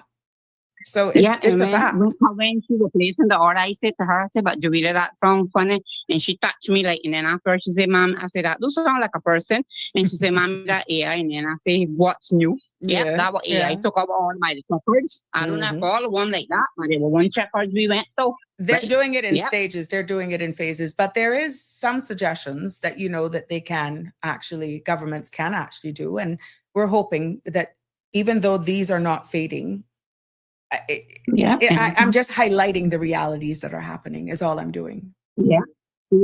Yeah, but what you're saying is true. And I tell her, I say, well, I like that. Take my order wrong, and then I got to take it because I take it well, I know. Then I read it wrong that Wednesday. Oh, God. Yes, sir. Yes, ma'am. Anyhow, thank you again for your Okay. contribution. Yes. Okay. Okay, bye. Sure. Dean Gillette is saying this is a predicament a country finds itself in when they are addicted to foreign for so many decades after killing their own workforce. I love capitalism. Andrew's weighing in. Our young Caymanian students going to university have very limited opportunities back here in the island. When they return, they compete with people who have the edge by being told they do not have experience. Yes, you're quite right. Damien also says these issues need fixing for a long time now. Even the blind person could see that. This isn't a quick fix, but it is one that should have been started already. The time for waiting has passed. Action is needed now with clear long-term commitment to getting it right. Andrew also weighs in by saying, right now we are told to go online to license our vehicles. But what happens when the whole systems crashes indefinitely? Then they'll close until further notice and then they'll have to do manual ones, I guess. I don't know. That's where the backup needs a backup and a backup needs that backup. Ms. Dorothy says, there has to be a way to protect Caymanians, and we're going to share a few, and those who call Cayman Islands home, not to mention the younger population, because that's exactly who we're preparing this space for. Denver is saying, President past governments have always pushed for more. Now belly and can't digest this situation. Money is not the solution. Government must divest from our current sailing. Cameron is, oh my goodness, Cameron. Oh my God, Cameron is here. AI have been taking the blame. What we going do? Call corporate. You are something else. Cameron, oh my goodness. Oh Lord, you surface. Keith is weighing in this evening. President past governments are cowards who continue to allow CUC and our local banks to do as they please because of greed and destroying the future of our young people. Stress, depression, and anxiety are going to cause a lot of mental issues for Caymanians because of the cost of living. User continues to weigh in this evening. How can small locally owned business be developed and fortified as employment hubs, whether tourism, food service, or experience-based business? This is where we're going to have to come together. Like I said, user, this is a national conversation, and we're going to have to joint discussions because each person will actually, what is happening is going to impact businesses based on their size, service, and all that sort of stuff differently. So even though there is going to be a common thread of surviving, it's not going to be as impactful on everyone as, it's not going to be the same impact on every business is what I'm trying to get, which is why keeping your head above water is going to be taking a national conversation. Cameron says all corporate to make a complaint. We gonna end up talking to AI the same way. It pretty much as we continue here this evening. But, you know, there is some solutions because the question is, how can government then protect Caymanians without taxing them or without imposing taxes? Almost like a punishment, protection without punishment, and just striking the right balance, as I alluded to. That is a big question because what we're seeing, what we're hearing, even here, is that Caymanians want that protection, not punishment. And many of you feel that we've been punished based on our pace of growth and the opportunities. It's like you're growing faster than we're able to even educate our people, where we just can't keep up. And Cayman wants prosperity, not pressure. That's what we're seeing. So let's talk about the balance. And that's really just hitting the sweet spot. Yeah. The first thing maybe an elected arm can do is enforce or be a little bit more aggressive in making sure you have the guardrails in place for Caymanian priority hiring in a real and measurable way. Once they meet the requirements, have the skill sets to make sure that they can able to do it without making it seem dictatorial. Not just on paper, not just in a policy, but real in practice. And if a Caymanian is indeed qualified, and this is not only in the private sector, this is even in the civil service. They can't speak, but we know their stories existing. If a Caymanian is indeed qualified or can be trained, they should get the first opportunity. And if an employer chooses not to hire that local, they should be required to say so and prove why. Not with vague language, but who's even proof checking? There have been cases that have been shared with me where persons have said that they didn't even get an interview, but yet on the flip side, the organization applied for a work permit and named the individual as having been interviewed, but not successful. There's nobody doing the due diligence on the names that they call or the resumes that they put along with these applications to prove if they were actually shortlisted, contacted, or ever interviewed. You have persons out here who are saying it, that they get to understand, and you know how they know.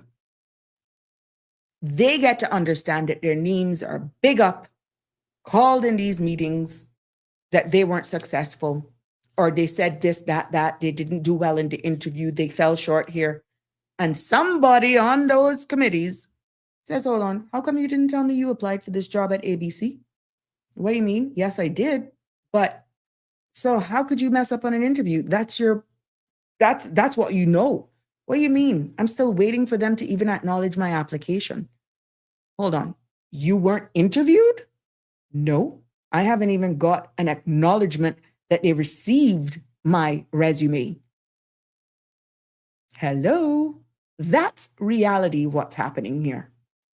So, yes, they're making strides, but who is double checking, triple checking what's being declared on some of these letters?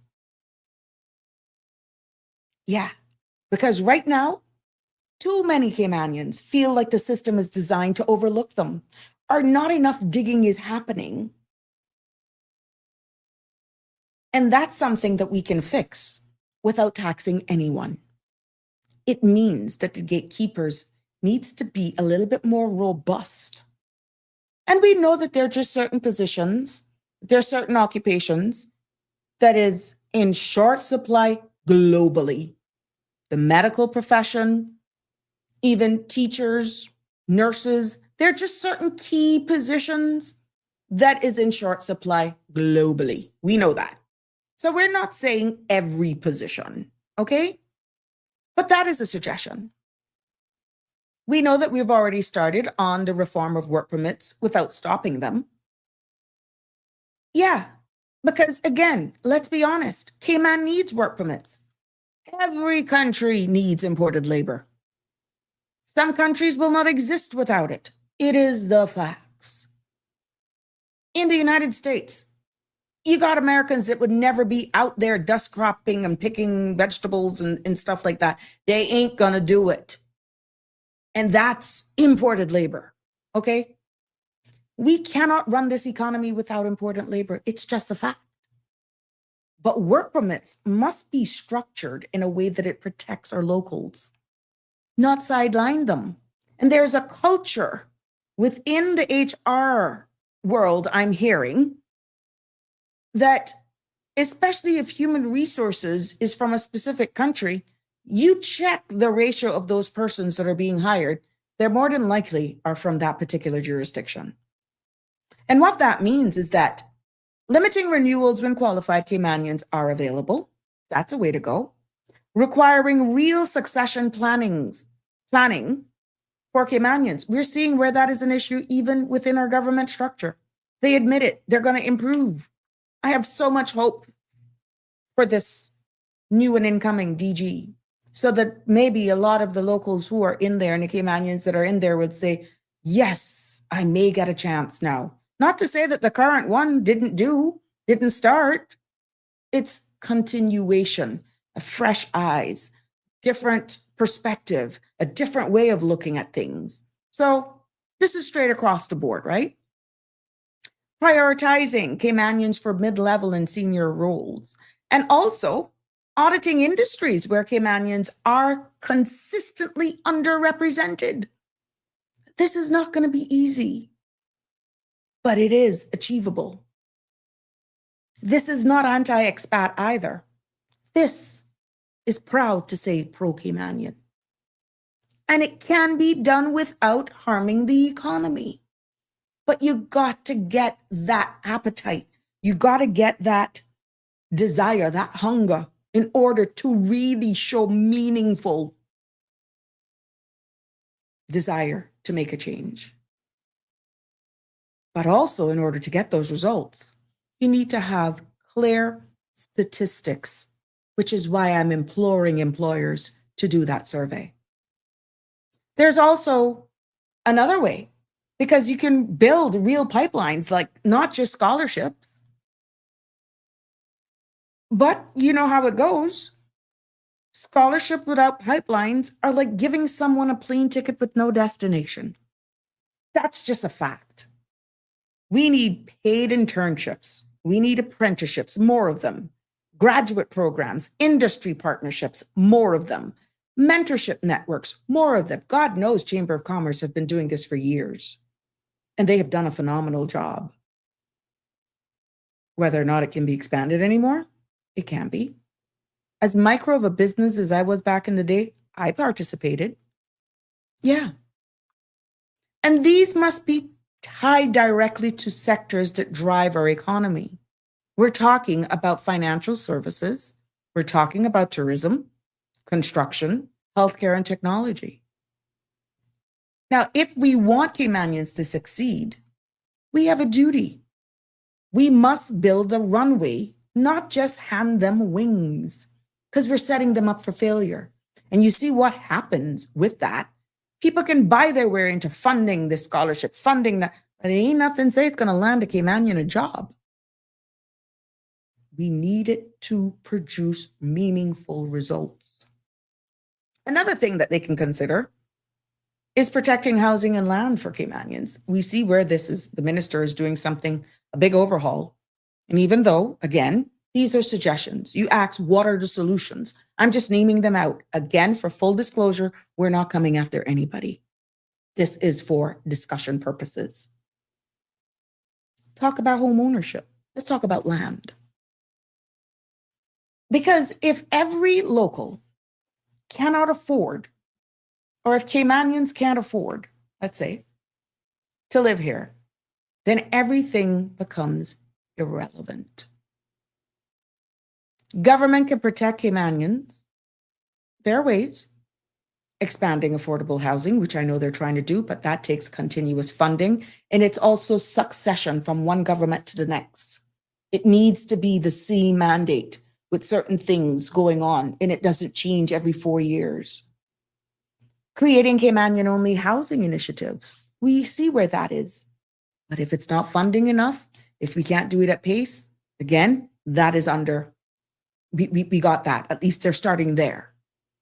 And also regulating speculative development.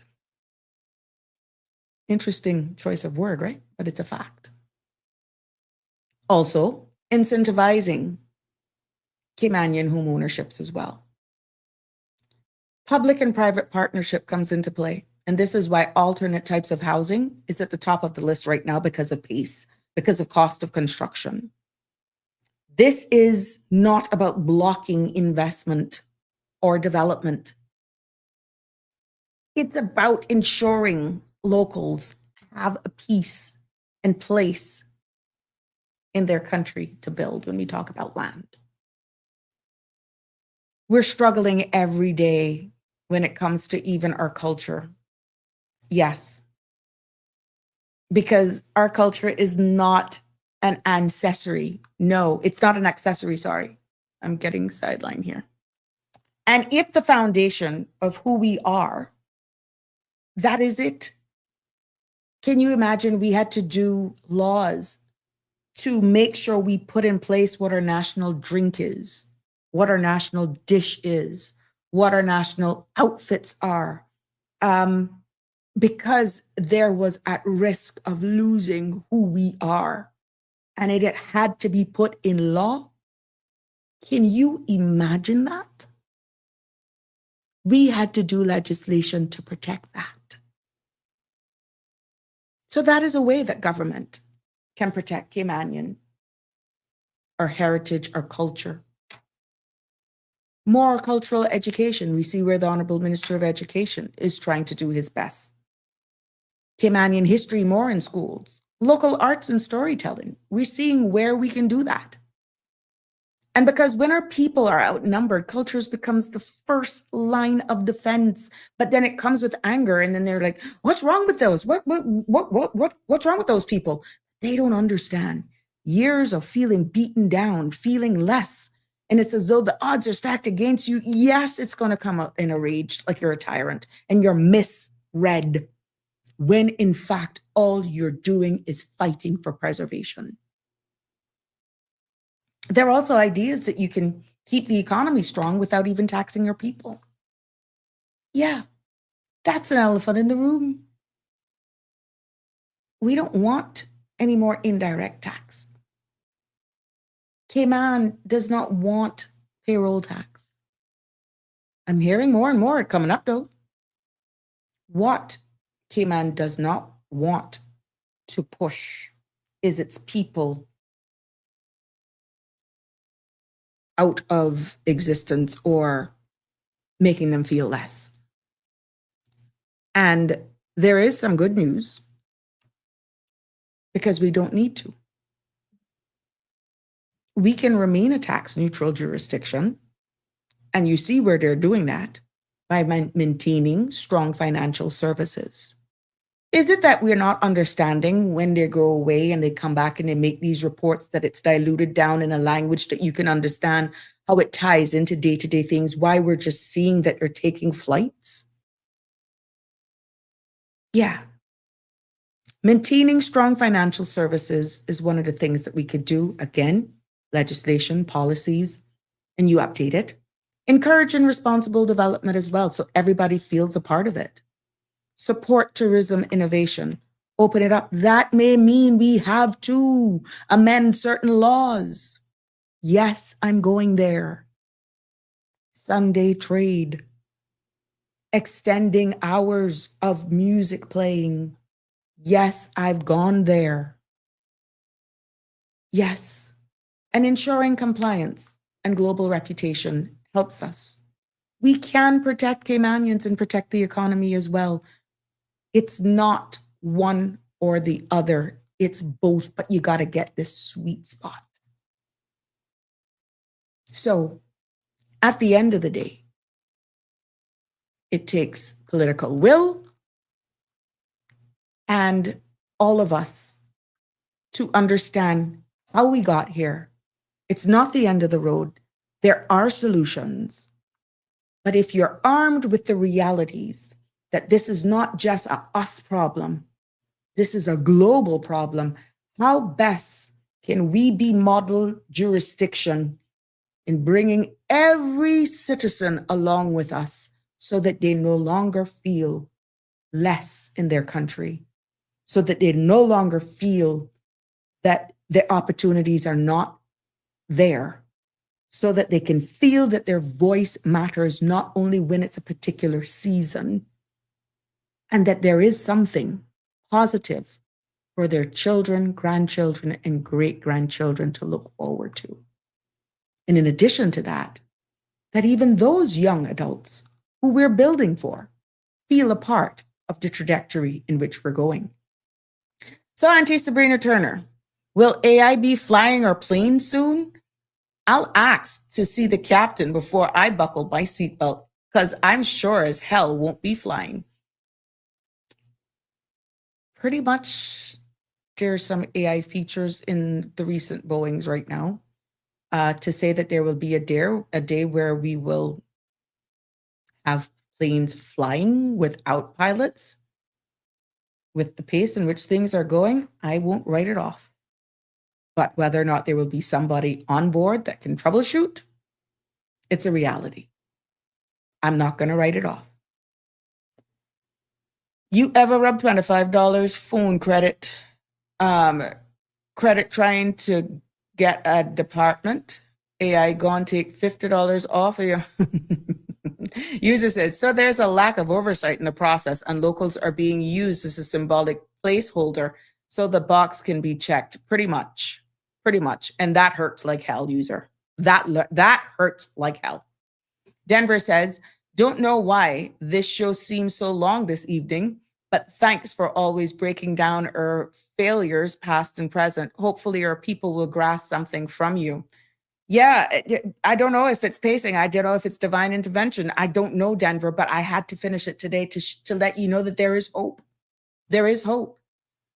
Cameron is saying, I remember years ago when Caymanians submitted 2 applications to a company years ago, one being for a real Caymanian, another for a fake person. The one who got a reply was the fake person. You know, I heard something that, but I didn't realize it was true. That true? OMG. Oh, gosh. Harry says, could there be a quota for local Caymanians once they reach a certain amount of workers? That is a suggestion as well. But as we're looking at reforming it from a national perspective, I'm sure some of these things will be explored without making it be so. I know that there's a nationality demographic balance that has to be done, but an actual quota, that's going into a threshold where you're actually trying to tell people how far they can expand or all that. But look, I'm not the expert here. I'm not the technocrat. Let's see what is in the future of reforms. Andrew is saying our elder community pensions are increasing more and more every day. Elderly care is becoming a serious issue. Electricity to keep them cool, food, medical care, and their pension, if they have any, cannot meet their needs. There is so many work permits taken out for this market niche. So many Caymanians can integrate into this role. Not, I gotta be honest with you, meaning for caregivers, elderly medical care for persons it cannot needs. So there's work permits taken out for this market. So many work permits. You got a lot of locals who are saying that they don't want their locals working in their homes. That's a different conversation, and that's a cultural thing, but that's a story for another day. That's not our culture. The only thing Caymanians can't do, Raunya, is be governor. Oh boy, you back in full swing. Caymanians still teaching newcomers how to yeah, that's the truth. That is the truth. We hear that all the time here. Denver says, I believe our government can run the country without such mass importation of foreigners. Politicians also need to be business people, not just politicians. You know what? You hit the nail on the head. One of the conversations that I had last night said that how much persons who are elected have really run businesses, like really grassroots business. And interesting that you said that, because that brought back one of the conversations that I had last. Not many. And it was out of the same concept. They would not really understand the true struggles of a lot of the business owners out here in Denver. So it's funny you said that, because that came up in a conversation last night. Cameron is saying, also teach them finance, not free, and nothing in this world is. You're quite right. Everything has a bill. We talk so much about Caymanians selling out our land, but refuse to remind us to not sell. People can do what they want, though, at the end of the day. You see, you can't tell them what not to do. Cameron says our culture depends on what we're willing to defend. Good evening, caller. As we're 1 minute to the show, you're live. Yes, yes. Good evening, good evening, Sabrina. So I got 200 people talking. And Sanders is talking. That's okay. I know I only got 1 minute left. Just a quick question. I'm throwing it out there because I've been trying to throw it out to see if we get some feedback on it. Can you tell me, or can you look into to see if there's anything in our constitution that blocks? And I'm not being Caymanian against foreigners and nothing like that, but we need to secure our next generations or 3 generations from now. We need to know if there's anything in the law that blocks all those people that have got Cayman status that does not have no Caymanian connection. So in other words, then they got status by residence, being here for X amount of time. Is there anything in the law that blocks them from being able to run for Parliament as an elected representative for the Cayman Islands? So we don't know. That would fall under the elections law. Yeah, well, I don't know. It wouldn't necessarily be the Constitution. I stand to be corrected, but that would more fall under under the elections law, which I think they need to revise, or they're in the process of doing that. Because, like I told someone earlier, or I saw on the radio a few days ago, we must remember now that just the 2003 status grant, that mass status grant that we had, that's 23 years ago. And now their generations have now been able to have children here. And so are they now going to be able to run for Parliament, and they don't have any Caymanian connection just because they're born here now? So we need to look into it, because this is serious times coming for Caymanians, because again, that's another push. Because, you know, once they get in, because like the big paper money men, like the dart, I'm not sure to call them the darts, and them that is got status by choice of cabinet. We need to know, because they don't, as far as I know, he don't have no Caymanian connection. He's just an investor. Because if he has status and he's now able to run for Parliament, we're in a serious problem. Well, like I said, that would fall under the current, under the elections law, and how it is worded as is, he would not be able to stand for election. But that doesn't say that his children, offspring, after being here, I think there's a number of 25 years or something like that, that they would be eligible. There's a number 25 that stands out, but I'll get that clarity for you. But it wouldn't necessarily be the Constitution. It would be the legislation that governs the election, the electoral process. I think that we need to get that put in our Constitution, because in my opinion, we're going to end up with the same, and I'm not against nobody, but we're going to end up with the same thing that what we had with the same-sex marriage. When our Constitution says that marriage is in between a man and a woman, we was told, I always call Dr. Taylor. No, not Dr. Taylor, the last governor, Martin Roper. Martin Roper, I called him 81 because I had a lot of people learn. Oh my God. I've always called him 81 from this. So when 81 pulled out that law, put in our face after we had it in our Constitution that it's not, same sex is not part of our heritage, that I'm looking that we can get the same thing about the elections coming up. Okay. And remember now, all of those people, we only got 2 years, because we already gone 2 years already. We got 2 years to get that law in place, because the next generation is going to be, the same ones that got started now is going to be able to run in 2029. So let's watch for it. There you go. We all need to make up. And if it takes, if we as Caymanians need to all come together, if we need to call a referendum to get it put in, they're doing referendums and everything else, we need to get a referendum going on that.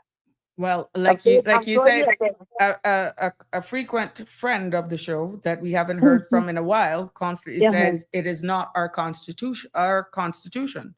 That is the UK's constitution, because it was not written by the people of the Cayman Islands. So, but I get exactly what your point is. But I'll definitely look into that a little bit more for you.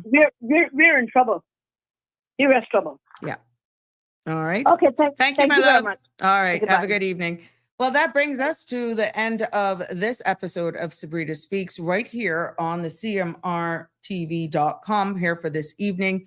And yes, Denver, it really seemed long, but that's because you were either bored or there was so much information, you're like, oh my God, I don't want her to end now, because she always end when we get the juicy stuff.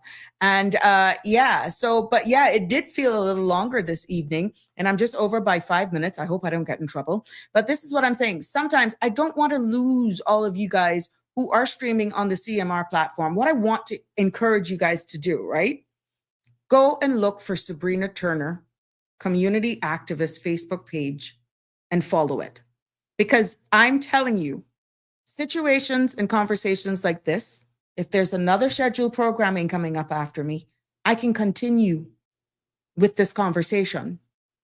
But I'm going to have to come off of all of the CMR platforms. So what I want you to do is to go and search for Sabrina Turner, community activist on Facebook, and you're going to follow it. You're going to follow the page, because there are going to be times that I am going to be continuing. And we're seeing where more and more this is becoming a reality, because it's your ask. Continue, just finish the episode. Why do you have to stop now? I don't want to go 4 hours, because eventually we will be on radio, and I have to respect the timing and the pace. But I do understand your desire, your urge, your hunger for continuity. That is a good sign, because it tells me you're hungry for more. That speaks volumes. Stop it, Cameron. You're something else. But yeah, go ahead and look for the community activist page, Sabrina Turner, community activist, and follow it. And also on YouTube, look for @Sabrina Speaks, the number 12, and follow. You'll see the channel there, and click the bell. Click the bell so that you can either get me on YouTube or you can follow me on Facebook.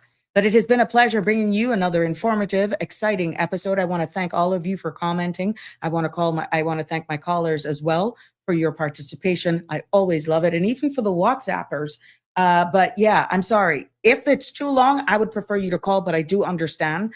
Some of the WhatsApp is just really long, and my apologies there, but I'll address it in the continuation. We know Fridays is Free Flow Fridays as we head on into a long weekend. Looking forward to that for sure. But until tomorrow, please do have a safe and blessed Wednesday evening, wherever and however you choose to do it. And to all of our our ladies and gentlemen in the uniform frontline services, thank you for all that you do. Cameron, welcome back. And Jimbo, I'm going to be reaching out to you so I can give an update to all of your wives and ex-wives here on the Sabrina Speaks. Bye, Harry. Bye, Damien Henry, all of you UK people, everyone streaming us from overseas. Have a good night. And also to all of those who are right here at home. God bless. Love you lots. See you tomorrow. Have a good night. That's a wrap for today's edition of Sabrina Speaks. Thank you for tuning in and for being part of the conversation. Remember, the dialogue doesn't stop here. Stay engaged, stay informed, and most importantly, stay empowered.